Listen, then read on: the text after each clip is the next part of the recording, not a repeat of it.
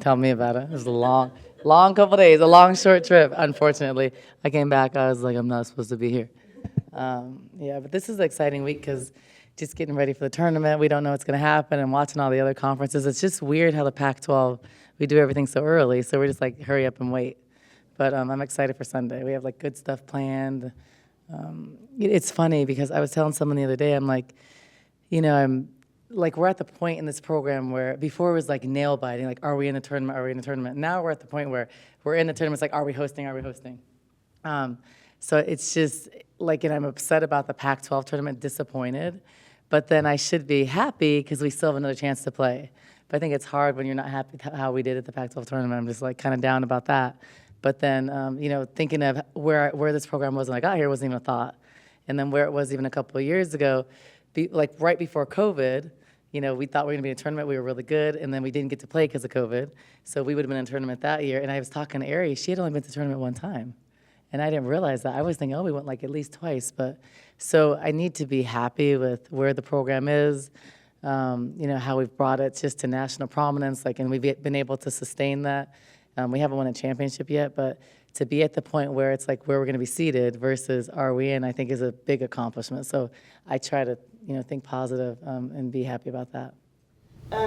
Jay talked about the team kind of coming together, trying to be cohesive.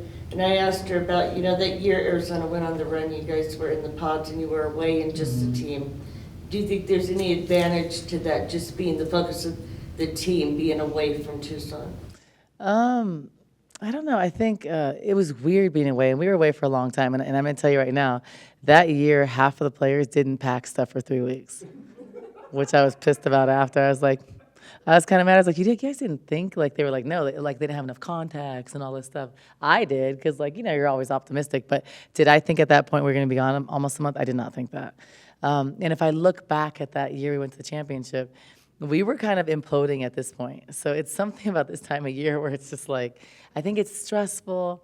I think the players, it's spring break. All their non-basketball friends are, in Mexico or on spring break having fun. They're here. People are out of school. We have to wait like 2 weeks or 12 days before we know who we're going to play. I think it's a difficult moment. I think it's a stressful moment, but I'm telling the players, there's no pressure right now. There's no pressure like someone has to lose for us to get to the tournament. We have a chance to redeem ourselves, and this is the fun time of year. So, I'm just happy about that, being in the position. Obviously not happy with the fact that we were going to be guaranteed a chance to host, by winning those 2 Oregon games. So that was kind of a bummer to lose 3 straight at the end of the season, and I have to be able to fix that because I'm kind of learning that every time around this year, it's just like something going on. So just kind of, but I know I'm very confident that in the 10 days we have, we're going to get better. So I kind of like the fact we have that much time to practice. I know the players don't because they hate to practice, but overall, I know we can work on a lot of things that we're not doing great in those 10 days. Talk about working on things. A couple times this year you said that you didn't feel like you could make players better offensively, but you could defensively. What do you mean by that? Yeah, so like Jade's a shooter. I can't make someone a non-shooter. I can help them get more confident and work on a little bit of technique stuff throughout the year to have them hit more shots. But you can't just turn someone into a shooter. And I think defensively, like Jade, we've really challenged Jade, and I think you saw in the UCLA game, she played a lot better defense. But she never really had to play defense because she was always a shooter and a scorer. But here, I think we've said, hey, to be a complete player, we need you on both ends of the floor to play, and she's taking that personal, she's learning, and she's advancing in that area. But you can teach, you can't make someone quicker, but you can teach them how to play angles, how to be a little bit a step off, but be more active with their hands. You can teach them to watch film and play tendencies. Like if we know Shayna loves to drive left, let's say, so you shade them and make them drive right on the closeout. So I think defensively you can be more strategic about that. And perfect examples are like Sue Bird and a lot of those players, you get smarter and then you end up being a good defender. But you can't, it's hard to make someone a shooter that can't shoot. I think so. I think you can work on defense. Now, are they going to be a defensive player like Ari? No, because you can't teach quickness. But you can teach technique. And an example is Helena. Helena was awful defensively. I remember seeing her in Spain and thinking to myself, she cannot play defense at all. I thought she was awful. She kind of walked. I was like, she's on siesta when she plays. But then I look at her now, she's like now quick with her hands. She's not the fastest, but she's long. She anticipates well. She's really smart, and she's became a good all defensive player.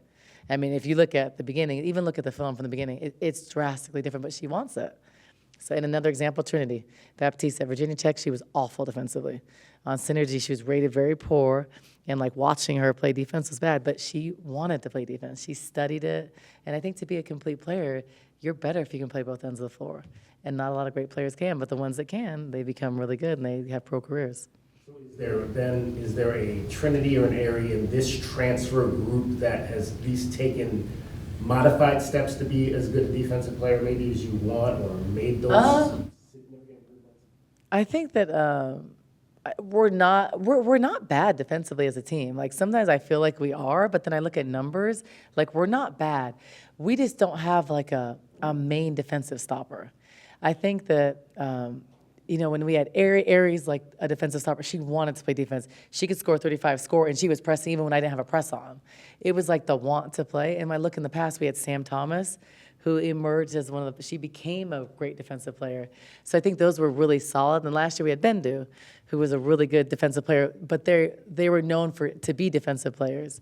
I think this year it's more team, and I think that just losing Lauren inside really hurt us.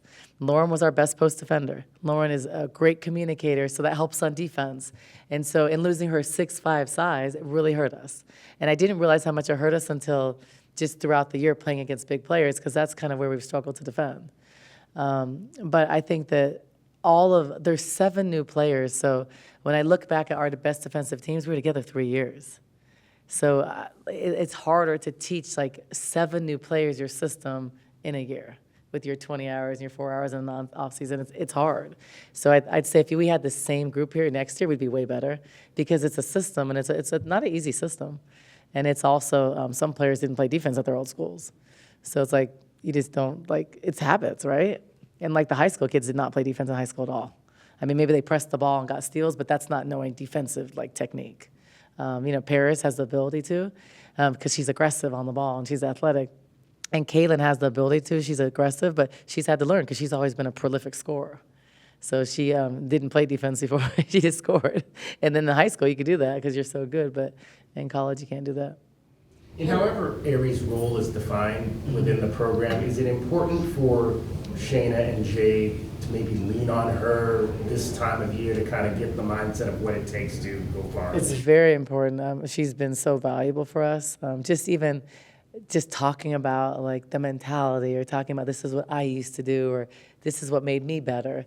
Because if you looked at Ari her first couple years, she wasn't a great defender. She's fast, but she was out of position. Now the blessing for Ari is she could be out of position 60% of the time and still recover because she's so fast. So a lot of times, do you remember when Ari played, she would like run a circle around someone? So she'd reach all the way around and still recover, but she's so fast. And so a lot of people can't do that. But I think that Shayna has the ability, if she has the mindset, like she can be a great defender. Because she's actually, she's just as athletic as Ari. She's a little bit bigger. She's strong. Like she can. I think it's just mentality is a separator. So, and then to be able to full court press all the time, you need to be in great shape. So you have to be elite with your conditioning. But yeah. Have you seen her get more frustrated as the season goes by, and how do you help her maybe with the foul issue? Yeah, so we've been talking about it a lot throughout the year. I think that just teaching her and showing her on film, like, this isn't smart. Or just going for, what I love about Esmeri is I love her aggressiveness. I love the fact that you can tone that down. You can't teach someone how to be aggressive and physical. She already is physical and aggressive. I think what she is learning, and why it'll help her to stay in college another year, is that there is a flow of the game. So you can be really aggressive early, but once you pick up that first foul, you have to be positioned and not go for a steal, or not be overly aggressive and play more position, and make someone score over a really good wall up, because you don't want to pick up that second foul, because that second foul sits you. And I think, or if you have 2 fouls going into half, you can't pick up that third foul the first 3 minutes of the third quarter. So just teaching her and showing her what that looks like, but she's never been in foul trouble like this. I think, West Virginia was just, the conference is a lot more physical, and I think it's frustrating for her. because she's undersized, so that's been kind of one of the things she's used. But she can do a better job of not doing silly things, like not going for a reach when we need her in the game. And what we were just watching with some of the players, some of the UCLA film, and it really hurt us because we were up, 5 points. And when she got that second foul, we had to sit her. And we have to sit her now because I know she's going to get that third. Like I'd say with some players, if I know they're going to be like a little bit less aggressive, I could probably play them a little longer. With her, I know that third's coming. She's going to go for that steal. So I've learned her more, so I have to sit her. But it hurt us. That's when they went on like a 7 or 9-0 run. So we need her in the game. So just teaching her. And players don't understand. They don't sit and study film overall. So you have to show them, hey, you were out of position here, so do this. Like, don't do this. Or do work early so then they don't catch the ball. But I think that's a learning curve for her, and she has to get smarter and better at that. Do you think the day will come when the women's tournament will move up a week? Selection Sunday right after the conference tournament? I don't know. We've talked about that, but they don't, we've talked about that at head coaches meetings, but they don't want us to be the same time as the men. And I don't think the fans want it. I don't know if it's too much for it shouldn't be too much for Vegas. There's tons of hotels. But I think this for facilities, it didn't sound like anybody was interested in it. So, and there's good and bad. I kind of don't like waiting 2 weeks, but the only thing I do like is that you can practice and get better. And that's a long time to get better. So, the players, I'm sure they hate it. I think it's good and bad. It just is a long time because it's like, whew. But, they had 3 days off after the Pac-12 tournament. Jade kind of categorized this week as a little bit more free, being able to just hoop versus think about basketball with no games. I know we talked about her in Vegas. How do you feel this week has helped her maybe kind of try to refine that offense? Jade? Yeah, I think, Jade works. So I think this week helps her get back into a groove. She gets a ton of shots up. I think she's in a really good place. What I loved about Jade and how she is right now, she's came to practice with a whole new sense of energy and optimism, and been a really good leader in that sense. And I think that it's the time where this shouldn't be like a stressful time for us. It should be a time where every day we're getting better. And we're doing everything we can. We're coming together as a team. We're not worried about losing the last 3 games. We are worried about getting better right now. It takes a little bit of luck. Teams get hot, and you can go to the championship. And I think that just taking one game at a time, but first of all, focusing on us and focusing on the things we need to fix offensively and defensively. And, some of the stuff we've really focused on this week is our shot selection and our spacing and our, because I can put 20 new plays in, but if we don't screen well and we don't have good shot selection, it doesn't matter. And I just looking back at UCLA and, our defense wasn't awful. Our boxing out was atrocious. But that is a mentality. That doesn't take skill. That doesn't take athleticism. That takes discipline and a mentality. And I think that they have to learn that those are different. Those are the difference of winning and losing.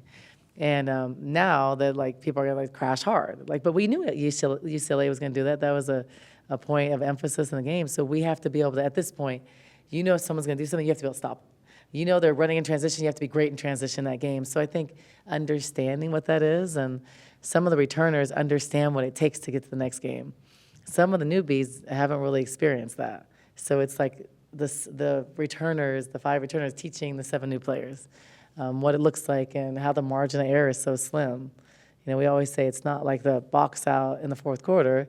It's the 3 offensive rebounds in a row that you gave up in the 1st quarter when you lose by a couple points. So I think being more intentional about things, being more disciplined. I just don't think we showed a lot of discipline last game. That's my fault. So I think if I say this is when I want the shot to go, then they don't do it. They need to sit. And I think just letting them understand why. In basketball, a quick shot. Now, a heat check I'm all good for. If Jade's hit 4 threes in a row and she's going to take an NBA 3 in transition, I'll take that. That's a good shot. I don't care. You're hot. But I think that when you look at you have to understand the flow of the game. It's you take a fast shot, it's like a turnover. So, and then you're on defense, you can't do that. Fast shot, either team, it's a turnover. So you have to work the ball, you have to have the ball go inside and out, and we're super effective when it does that. We are not effective when it doesn't. Our analytics and our percentages, when it's just a pass shot, it's a 20% shot. When it's just a reversal shot, it's in the 30s. When it's a paint touch, whether it's off a penetration or a post touch, and a shot, it's 58%. So that's proof of what it works. So I have to teach them. And as a coach, you have to coach them through that. This is why we want that. but because you're in position, you're matched up. When it's a shot you don't expect, you don't know where your man is, and it's transition defense, and you give up layups. So, teaching them that that's kind of the game of basketball. This week, this time you have time to do things and do things in a little different way. What kind of things are you doing differently now than you would in a week when you know you have to work on these things, but yet you have a game Friday and Sunday? Well, we don't know our opponent, so typically we would be like on a Monday, or Monday would be off. Tuesday we'd be working on both teams, like without saying it, or just if we know they're high pressure defense, we're working on different like pressure release things. This week it's really focused on us, and I'd say we focus on us like I'd say 80% of the time, anyways. But focused on like really like fixing some things that are glaring when we lose, and then just I think being a little bit stronger inside, focusing on some post defense, and just cleaning up some stuff, and then adding some stuff that we want going into the tournament. So it's more time to focus on that, which we don't usually have. Different presses or different defenses, which I think will help us, and then just a lot of time. It can't be like grueling practices, because then they'll be checked out. Their friends are on vacation. No one's on campus. So I think it has to be like you get better but fun. So I have something planned for the team today. And then tomorrow we're off. Then we'll go a couple days going to the weekend, and we'll have a big celebration Sunday because it is a big deal. So just getting better but having fun still, and not feeling it. There shouldn't be any pressure. This is fun. This is exciting, and I think it'll get more exciting as we get closer to the weekend. Right now, it's just like we have no idea. Like no one knows anything. Do you see any positives in Washington State winning the league? I do. I think that the first time, I think in history, I think it just shows that like anybody can win on any given night in our conference, and our conference is the best. Our conference is the best, hands down, top to bottom. People can say what they want, but it's clear. And our teams do well in the tournament, so hopefully we'll display that now. But yeah, like it also like makes some of our losses not as bad because it's like, oh yeah, we lost to them too. They're pretty good. Before it's like they're pretty good, but Leggett Rocker is out for games. People don't know all that if you're not in our conference, and there's always East Coast bias. But our conference is good. I mean, Stanford's a really good team, but anybody can win on any given night. And I think that what I hope that we see is that we'll have success in the tournament, because we're like beating each other up. I mean, Oregon's a good team. Oregon has a lot of talent, and they just hadn't played well at a time. But you might have a tough stretch where you're on the road for 5 games or 6 games, and you may lose 5. But people don't understand it's not, those are still good teams. Like Oregon can get hot in the tournament. They can go to the Elite 8. I mean, they can win games. Washington State's scary. I wouldn't want to face them. They're hard to guard. Just Stanford, like Stanford's really good. Maybe you catch them on an off night, but they're still good. So I think we prepare each other for the tournament. So I'm hoping we see that. I'm hoping we do well and all of our teams go deep in the tournament, but I think we're going to have 7 or 8 teams. So it's huge. It's hard. That's why remember Ryan used to always say, oh, your non-conference schedule. I was always like, because it's like we have 18 really hard games. There isn't one team that was just like, oh, you're going to win this. Yeah, like we have a better chance to win this game, but like maybe one team here, and not really, that, won some games at the end. So you guys have like the 23rd strength of schedule, but it's mostly from the Pac-12.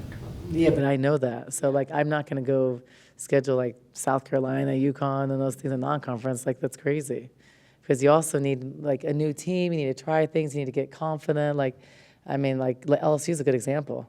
Like you get some confidence, you get rolling. I think it's easy. I think it's hard if you have a really tough schedule and you get beat up. I think it's hard to be sharp when you first start the league. I do. I'm not saying you play all cupcake games at all, but you have some hard games, like I'd say 3, 4 maybe. And then I think you need some games that are winnable, that your team can work on things. You can play more younger players. You can get everybody playing time, because that'll help you later. In the Pac-12, it's hard. It's hard to play your young players because you're trying to win games, and the games are pretty tight. So Is that part of the reason the league decided to play 18 instead of 20? yeah, so half of us, so it's funny, the whole first, I'd say the top 6 of the league that were last year wanted to play 20 games. We all did. Like Tara, myself, Corey, we all wanted to play 20 games, because first of all, it's really hard to schedule. Like it took me 9 months to get my last game or 2. And it's like logistically here, it's expensive. Like guarantees cost so much. And it was still hard, even with guarantees, it's hard because you have like SEC schools playing like 35,000, like a lot of money. And it's like I didn't mind playing good teams a couple more times, but then like I'd say half of our league wanted it and half didn't. So I think it was a one vote, someone that shifted. I think there was a coach. Oh, I think because Lindsay wasn't hired at that point, so then she came in. I think the whole thing it shifted votes because it was like all of us wanted it because like Tara can't get games. And I know at one point, talking to Dawn at South Carolina, like they needed like 11 games. Like it is very hard for them to get games because I don't want to go to South Carolina, and play in front of 20,000 people. But yeah, I wouldn't mind going back to 20. But now I don't know what's going to happen with our conference. But like next year, we're gonna be in some tournaments. We're gonna have a lot of tough road games. So and I don't really love that, but. Did you get a wedding gift for Kelsey Plum? And no, so that was really secretive. I found out about it before, but no, I am going to give her a gift. Love her. I'm very happy for her. I know that hopefully they have kids soon because hopefully I'm coaching by the time. I hope they have a little girl, and I hope I'm still coaching because I will definitely recruit her. Yeah. So you've experienced just about everything in postseason play. You were on the bubble. Everything got shut down. There was a bubble in San Antonio. Last year you hosted, and now this year. And what's that been like for you? For 5 straight years, it's been like all over the place. Yeah, it's funny. I never really thought about that. I'm just glad there's no COVID. Like it was devastating. That year we were good. I think we would have I think we would have had a deep run in the tournament with Dominique. I was really sad for Dominique and those players. That was kind of surreal. I didn't think that was really going to happen. Like when it got shut down, I was like, oh, it'll be shut down for a couple of weeks. I didn't really believe it. So that was devastating and shocking because those players that helped turn everything around didn't get a chance. Then the next year, COVID, that was just a hard year because having no fans and parents couldn't come to games, that was rough. And then you're looking at the SEC and they have like fans. It was like, what's going on? Like it was so inconsistent. And it's like we're out of COVID, but then we're not. And then last year, I think that just because we were so new from COVID, it was weird. I think we would have way more fans. And then this year, it's like you're out of it, but there's still COVID, so it's like it's hard to understand. But I think I'm glad that like the players get to experience Arizona basketball because Trinity did not. So she didn't ever experience playing in front of 15,000 people. And so that's unfortunate. But I think what I have to be happy about is where this program has evolved to. So sometimes I like read stuff or see like, oh, people are super critical. And I'm like, this program wasn't even like a thought. We were like 300 in RPI years ago. And now to see like I'm mad about we might have a 6 seed or a 5 seed. Like when I sit back and I'm like the things I'm mad about now, like it's hard because I'm like, what am I I am mad you're not satisfied, but I'm also looking like we've gotten the programs where we're winning 20 games, a year every year, and like we're gonna be in the tournament. So I need to be happy about that. But I think when you're a competitor and like every day you're trying to like win, and like for me it's like I don't think I'll be satisfied till we win a championship. And will that ever happen? I don't know, but I'm gonna try. But that's the goal. So even hosting, like I was disappointed how we ended the tournament last year. Hosting at home, losing against North Carolina at home, I think that was bad. So I think that my standards and expectations are so high, but I sometimes have to sit back and think like how far we've came along in 7 years. So I'm happy about that for 5 seconds and then trying to move on again. I just, I think I don't want to be a coach that you make it one time, you don't go back. I think that's the thing. Like, I want to my goal for this program is to win a championship for sure. I think it took Dawn like 17 years or something. It took her a long time. And when I look like Jeff Walls, Dawn, they've been at those programs for a long time. And so I've been in there here half, and it takes a long time. And Tara's coached for, 38, 40 years and has won 3. So when I think about that, it's really hard, and it's a blessing to even get there. But I want it to be where this program is in the Final Four, in the Elite Eights, like back-to-back Sweet 16s. Like that's my goal for the program. You're going to have years like this for sure, but build this program to where it's like a Stanford, where you're in the. I mean, they're going to be in the top 5 every year, and like a powerhouse. Like that's what I want to do here. Like every year, it's not a surprise if we have a top 5 class or a number 1 class. Every year you're not losing the first or second round. I don't want that. I want us to go deep and have a chance to, because then you have chances to win. You know, with a little bit of luck, you can. So I'm trying to build it to where it's just stays, you know, on top of the country. And that's hard to do.